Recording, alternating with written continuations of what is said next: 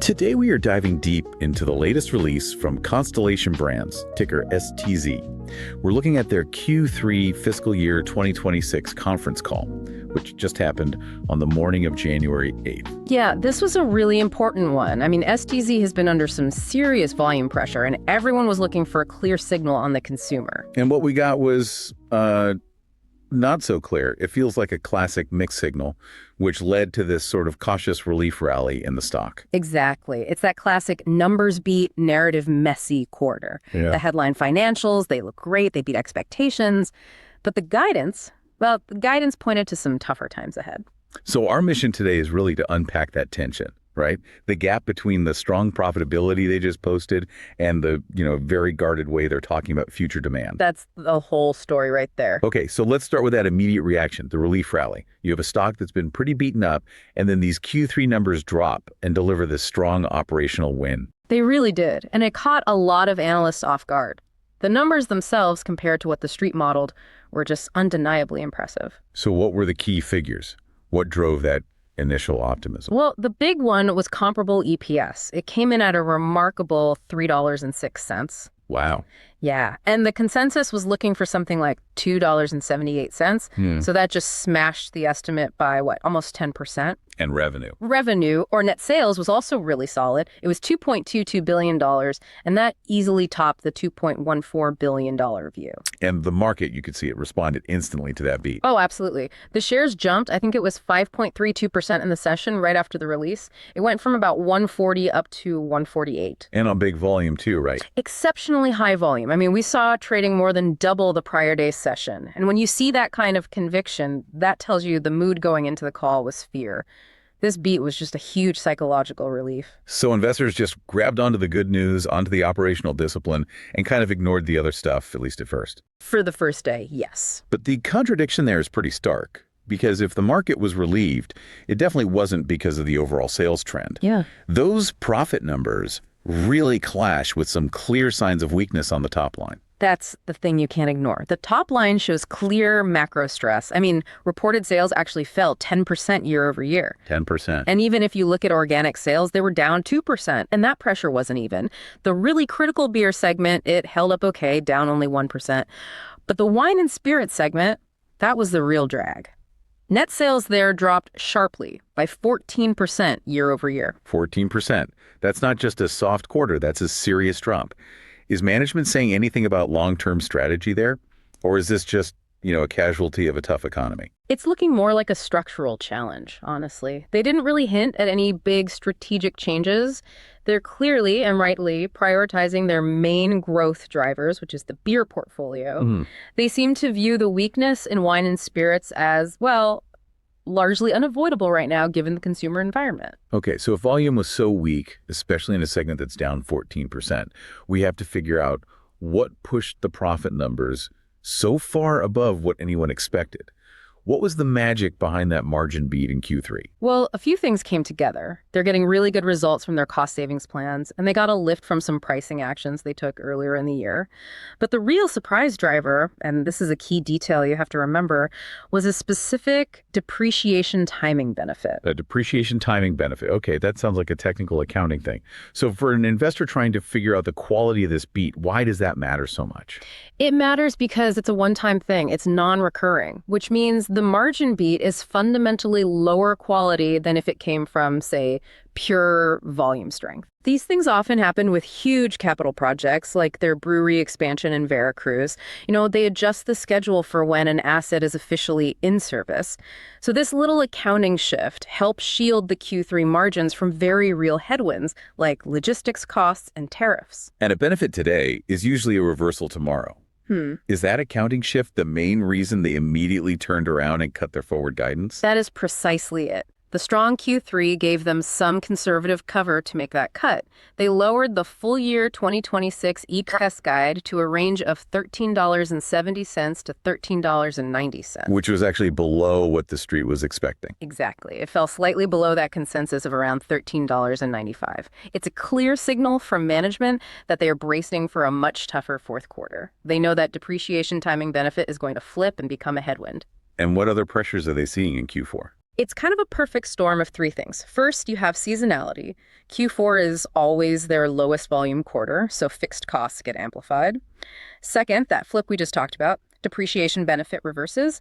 And third, more tariff pressure. That's driven by rising aluminum prices and the fact that consumers keep shifting to cans instead of glass bottles. Okay, let's shift to the biggest problem of all, the consumer.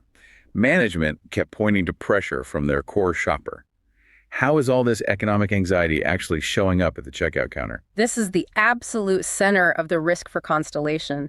And management was pretty clear. They said that 75% of the Hispanic consumer cohort, which is just vital for brands like Modelo and Corona, is very concerned about the economy right now. And that concern turns into action or inaction. It translates directly into what they buy. When your budget gets tight, you focus on essentials. And discretionary buys, like premium imported beer, are often the first thing to get cut back. The real worry is that this isn't just temporary, that it starts to erode the premium status that these brands have built over decades. And it sounds like it's hard to predict. Extremely. They said they're tracking this volatility down to the zip code level. They can't say for sure that we've even hit the bottom of this consumer cycle yet. So given they can't control the macroeconomy, let's talk about the levers they can pull. Distribution seems like the first big one. It is, and they're executing well here. The portfolio is gaining share in 49 out of 50 states. But the really fascinating thing they highlighted is this distribution gap for Modelo. What's that? Even though it's the #1 beer by dollars in the U.S., Modelo still has about 20% fewer physical placements in stores than the big domestic players. 20% fewer placements. Wow. That's a huge opportunity on one hand, but a really expensive challenge on the other. That's the great paradox for investors, right? It's a massive runway for growth, but closing that gap is tough. It means spending a lot of money on incentives to get that shelf space from entrenched competitors. And while Modelo's the engine, they have this other brand, Pacifico, that's just surging. Do they think that's sustainable? They do. Pacifico is a phenomenon. It's the #2 brand now in California. It skews younger. It's crushing it on social media. The clear expectation is that Pacifico is going to become the solid #3 power brand in the whole portfolio. Any risk it eats into Modelo's growth?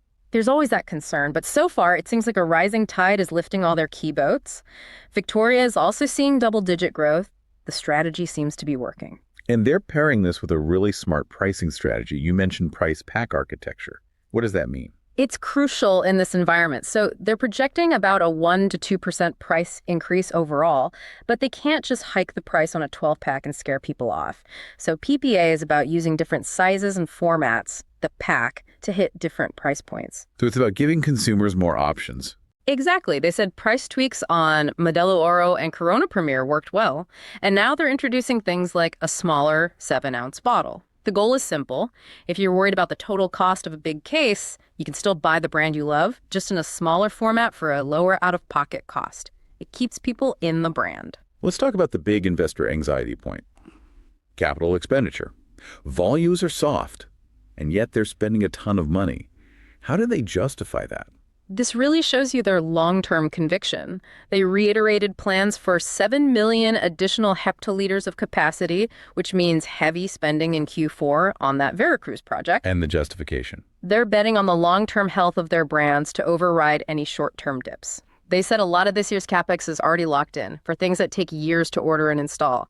But, and this is the key caveat, they did say they will monitor volumes and they're willing to delay or defer some of the less critical spending if they have to. So stick to the strategic plan, but be flexible on the timing. That's the message. They won't sacrifice the future for a temporary dip, but they'll be prudent.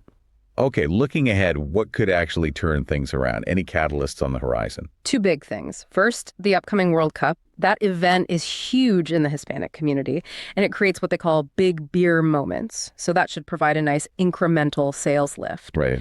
Second, just the calendar. They're about to start lapping the period when this consumer pressure really began last February. So the year-over-year comparisons are just going to get easier, which should help the volume numbers look better. And just briefly, what's the latest on the cannabis angle? Same story, really. They're not involved day-to-day. They just hold their shares in Canopy. Their main focus is on the ready-to-drink space, and they're keeping a close eye on how these new intoxicating hemp drinks might affect their core business. Okay, before we get to our trade idea, And just a reminder, this is strictly analysis, not advice.